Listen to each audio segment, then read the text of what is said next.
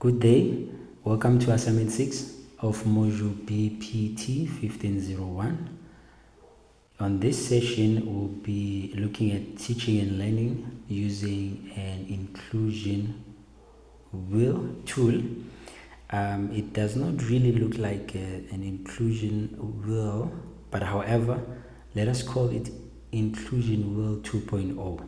So let me demonstrate to you what happens or how it works. So we'll be looking at mathematics, that is the subject, and the topic under mathematics is graphs. So we have 1, 2, 3 options that we have. So what happens is under each option of paper or card will be, there is an activity. So that activity will be done by the person who will be spinning the pointer. Okay, let's do it. Oh wow, wonderful. So let us open this one and have a look at it. Let's come closer. It says draw shape of a linear graph when m is greater than 0 given y is equals to x. All right, let's go to our board and have a look. All right, so okay, so now our linear, where do we start? So let's start with our data. We have what we call linear graph, and then we have a gradient which is greater than 0, and we have an equation which is y equals to x. So how do we approach this? Okay, so we need to draw our Cartesian plane. We draw a Cartesian plane. It looks like this. It's more like a cross or two lines crossing. This line, which is the horizontal line, is called the x-axis. This one, negative x. And then this one is called y. This one, negative y-axis, which is the vertical line.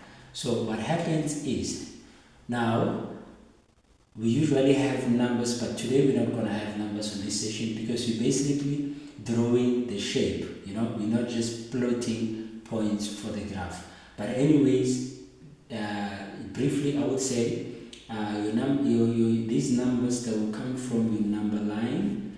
Remember, a number line has a 0 in the middle, and on this side it has 1, 2, and all the positive numbers. This side it has -1, -2, and all the negative numbers, negative infinity, and so forth. Okay, so what we are looking at here is the shape. We are more concerned about just the shape.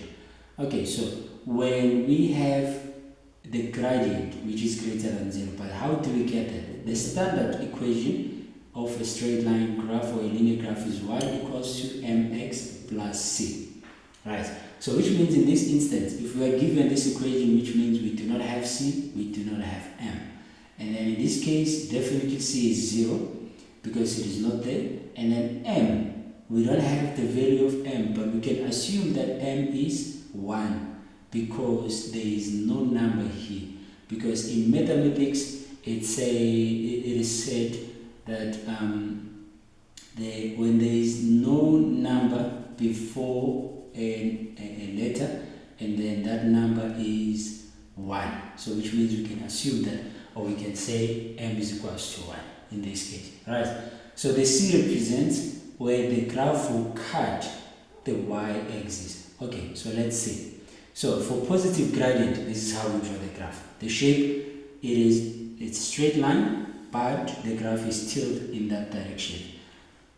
So since we know that the graph will cut the y-axis at 0, so let us have a look. So the 0 is here, so which means y-axis, the 0 is here. So which means the graph will cut the y-axis just right here. And then let's draw the graph. This is the line of the linear graph. This is it. Then after drawing it, we label it. It is y equals to x. Alright. So looking at this, we have done what the activity asked of us. We have drawn the linear graph when m, which is the gradient, is greater than 0 and given y equals to x. Thank you very much.